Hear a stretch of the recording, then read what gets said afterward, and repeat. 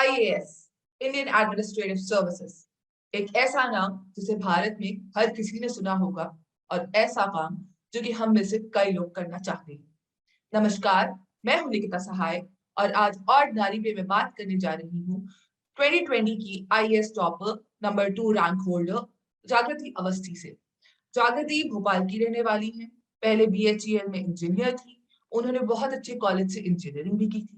तो ऐसी क्या सोच आई उनके दिमाग में कि उन्होंने सोचा कि मैं यूपीएससी का एग्जाम दूंगी और आईएएस ऑफिसर बनूंगी।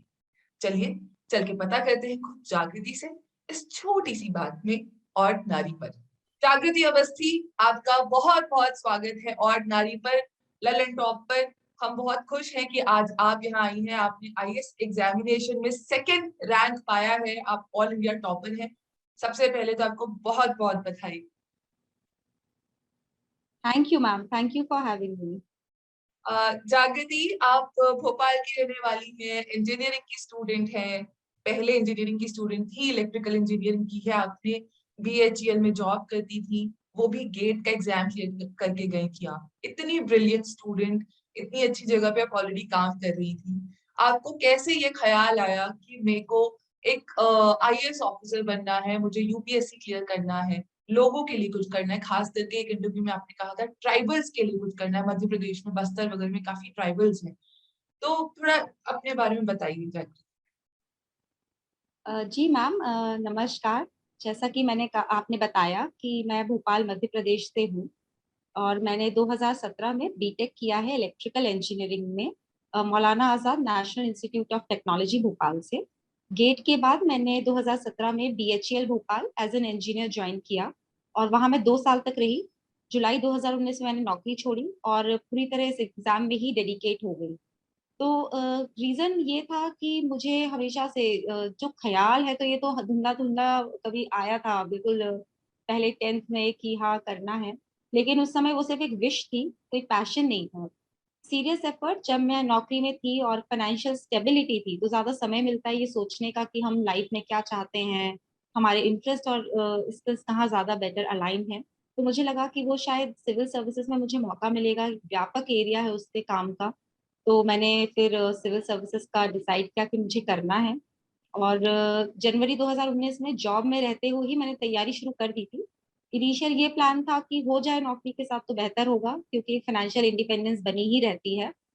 और लेकिन फिर उसके बाद मुझे ऐसा लगा कि नहीं होगा, क्योंकि मैंने पहला प्रीलिम्स दिया जॉब में रहते हुए, मेरा प्रीलिम्स में नहीं हुआ।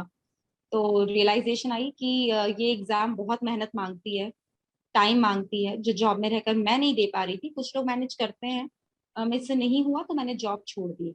रिस्क तो था जॉब छोड़ना, एक वेल पेइंग जॉब मेरे होम टाउन में था और बीएचईएल भोपाल की नौकरी थी। लेकिन अगर आपका कोई पैशन है और आप उसे समय पे फॉलो ना करें तो लाइफ में थोड़ा सा एक हॉलोनेस लगने लगती है कि हम कुछ और कर सकते थे। तो मैंने सोचा एक ड्रीम है मेरा, तो क्यों ना उसे फुलफिल किया जाए। और जनवरी 2019 से सितंबर 2021 तक की मेहनत रही है पूरी तरह से। डेली 8 से 10 घंटे पढ़ना, क्योंकि मिनिमम तो उतना रहता ही है। उससे कम में इतना ज्यादा सिलेबस है कि कंप्लीट कर पाना मुश्किल होता है। और सभी एस्पिरेंट्स को मैं अपनी जर्नी के थ्रू जो मेरी सीख है वो देना चाहती हूँ कि एक तो सिलेबस को समझ लीजिए। जो लोग सिलेबस अच्छे से समझते हैं उनके लिए पढ़ना आसान होता है, क्योंकि उन्हें राह मिल जाती है कि हमें किस डायरेक्शन में पढ़ाई करनी है। सिलेबस उठाइए, पास्ट ईयर के क्वेश्चन पेपर्स उठाइए और उनको एनालाइज करिए और डेफिनेटली आपको एक समझ में आ जाएगा कि क्या रिसोर्सेज पढ़ने हैं। रिसोर्सेज लिमिटेड रखिए, बार बार पढ़िए। तो कई किताबें तो 10 से 15 बार हो जाती हैं पूरी साइकिल में, कि आपने 10 से 15 बार एक ही किताब पढ़ ली। भाई को- तो वो बिल्कुल रहता है। और लिख लिख कर पढ़िए, एक अपनी मेमोरी होती है मुझे लगता है मसल की भी। जब आप लिखते हैं, हाथ चलते हैं, तो पूरे सेंसेस काम करते हैं। प्रैक्टिस करते रहिए, गलतियां अपनी देखते रहिए।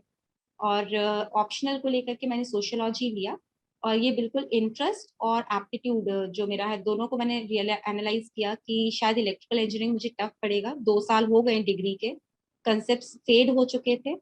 सोशियोलॉजी एक जेनेरिक सब्जेक्ट है, वो आपको काफी सोसाइटी की समझ गहरी करने में हेल्प करता है। तो मुझे लगा कि सोशियोलॉजी मेरे लिए सही रहेगा, जीएस में भी हेल्प हो जाएगी, एसए में हेल्प हो जाएगी। और बाकी एथिक्स के लिए तो मैं कहूंगी कि बिल्कुल एक प्रैक्टिकल सिटीजन की तरह सोचिए। कॉन्स्टिट्यूशनली करेक्ट रहिए और प्रैक्टिस करिए। और ये मैं यही कहूंगी कि अगर आप होप ना खोए तो हो जाएगा। जागृति, आपने अपने इंटरव्यू में कहा था, क्योंकि एक्चुअली ये एक अलग सी बात आई कि आपने इसलिए भी सिविल सर्विसेज का एग्जाम देने के लिए सोचा क्योंकि आप महिलाओं के लिए भी कुछ करना चाहती थी।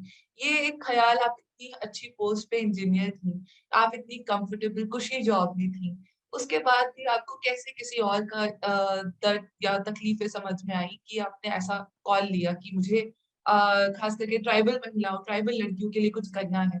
ये मतलब एक सिविक सेंस जो कहते हैं, वो इतना स्ट्रॉन्ग कैसे आया आपने कि आपने एकदम एग्जाम ही दे दिया और आज ऑल इंडिया में मतलब सेकंड रैंक पे आप टॉपर हैं। तो उसके लिए क्या कोई एक वाज देयर अ मोमेंट, कोई ऐसा पर्टिकुलर इंसिडेंट जब आपको लगा कि मुझे लड़कियों के लिए कुछ करना चाहिए? मैम ये बिल्कुल ग्रेजुअल रहा है। एक्चुअली विमेन इंडिया में जो विमेन है वो एक जैसी क्लास नहीं है, एक समान क्लास नहीं है। मैं अक्सर देखती थी कि मैं खुद को बहुत प्रिविलेज मानती हूँ कि बहुत सपोर्टिव फैमिली से आती हूँ, एक ऐसी फैमिली से जहाँ पर फाइनेंशियल कंस्ट्रेंट्स नहीं थे पढ़ाई को लेकर के। कई महिलाएं इस तरह की समस्याओं का सामना करती हैं। फैमिली का सपोर्ट नहीं होता, कई बार संसाधन ही नहीं होते हैं, बेसिक हेल्थ और एजुकेशन ही नहीं उन्हें मिल पाता। तो मुझे बड़ा लगता था कि हम लोग जो प्रिविलेज्ड हैं, हम उनके लिए क्या कर रहे हैं। एज अ वुमेन हमारी भी वुमेन के प्रति कुछ अकाउंटेबिलिटी है कि एक महिला ही दूसरी महिला को सशक्त कर सकती है इन ट्रू सेंस। तो एक लगता था कि क्योंकि हम प्रिविलेज्ड हैं तो कहीं ना कहीं हमारी एक रिस्पॉन्सिबिलिटी है कि हम उनके लिए कुछ करें जो आज प्रिविलेज नहीं है। तो ट्राइबल वुमेन, क्योंकि मध्य प्रदेश में 20% ट्राइबल पॉपुलेशन है और उनके जो मतलब वुमेन में इंडिकेटर्स यदि आप देखेंगे तो थोड़ा सा कहीं ना कहीं पीछे है और सरकार उनको आगे बढ़ाने में बहुत काम ऑलरेडी कर रही है। तो मुझे लगा कि मैं भी उसका एक हिस्सा बन जाऊं तो मुझे बहुत खुशी होगी। बहुत बहुत ही अच्छी बात है जागृति। अभी आपके क्या सपने हैं? आप कहाँ पोस्टिंग चाहती हैं? अब आपकी पहली पोस्टिंग आप कहाँ चाहती हैं कि यहाँ मिलना चाहिए मुझे? ऐसा आपने कुछ सोचा है ट्रेनिंग खत्म नहीं होने मैम, के मैंने बाद? ऐसा बिल्कुल कुछ नहीं सोचा। जहां भी मिलेगी मैं पूरी तरह से अपना 100% देने की कोशिश करूंगी। कोई भी स्टेट मिले। हालांकि मैंने तो पहले एमपी भरा था क्योंकि मेरी समझ थोड़ी ज्यादा है इस एरिया की। आप वहाँ मगर की जो रहने भी वाली मिलता हैं? है मैं, जी मैं यहाँ की रहवासी हूँ, पर मुझे जो भी मिलेगा I will be comfortable. Thank you very much जागृति। और जो लोग आपको देख रहे हैं, इस उम्मीद से, ऑफ कोर्स एस्पिरेशनल तो है ही आपकी कहानी, इंस्पायरिंग तो है ही। आप उन लोगों को क्या मैसेज देना चाहेंगे? अगर यूपीएससी के लिए कैसे प्रिपेयर करना चाहिए, आपने बताया 8-10 घंटे से कम की पढ़ाई से तो बात बनेगी नहीं। कितनी पढ़ाई करनी चाहिए? एक दिमाग की क्या स्थिति होनी चाहिए? इमोशनल स्टेट ऑफ माइंड क्या होनी चाहिए? बच्चे काफी स्ट्रेस में चले जाते हैं, काफी प्रेशर में ये सब तैयारी करते हैं। तो उन लोगों के लिए जो भी एस्पायरिंग कैंडिडेट्स हैं, अगर आप कोई मैसेज देना चाहेंगी तो please share it with us. हाँ, मैं यही उनको मैसेज दूंगी कि सबसे पहले don't lose hope, have a forward looking tendency. Mistakes हो गई हैं, don't lament over them, just correct them. इतनी मिस्टेक्स पहले ही कर लीजिए एग्जाम के कि एग्जाम में जाकर के कोई नई मिस्टेक होगी ना। बिल्कुल लगे रहिए एंड यदि आप अपना 100% देंगे तो बिल्कुल होगा। आई डोंट थिंक, मुझे भी लगता था कि पता नहीं होता है कैसा होता है, बहुत टफ एग्जाम है। मगर अपनी जर्नी से मैंने सीखा है कि यदि आप वो सब दें जो ये एग्जाम डिमांड करता है तो डेफिनेटली आपका होगा। Never give up. और एक लास्ट क्वेश्चन, क्योंकि मेरे को थोड़ी क्यूरियोसिटी होगी, कोचिंग करना कितना इम्पोर्टेंट है आईएएस यूपीएससी एग्जाम के लिए जाकर? इज कोचिंग रियली इम्पोर्टेंट कि कि हम सेल्फ स्टडी करके भी क्लियर करने की महत्वाकांक्षा रख सकते हैं? ये मुझे भी पहले लगता था कि शायद कोचिंग से ही होता होगा।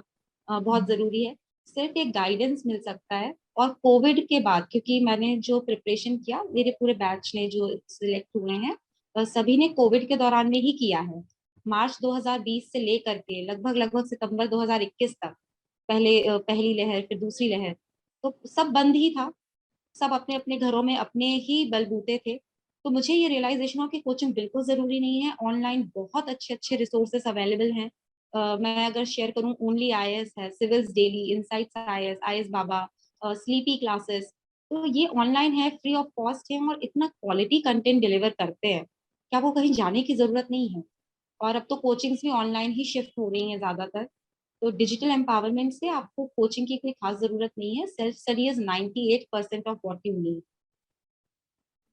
जागृति, थैंक यू सो मच. आप ऑर्डिनरी पे आई. आपने आपकी ट्रेनिंग मेरे ख्याल से ऑलरेडी शुरू हो गई है या होने वाली है. आपने अपना समय दिया और इतने वैल्यूएबल टिप्स शेयर किए. और एआईआर आपकी सेकंड है, which is like a very very big achievement. आपको हम सब की तरफ से बहुत बहुत बधाई और बहुत बहुत बेस्ट विशेस फ्यूचर के लिए. Thank you ma'am. Thank you जागृति.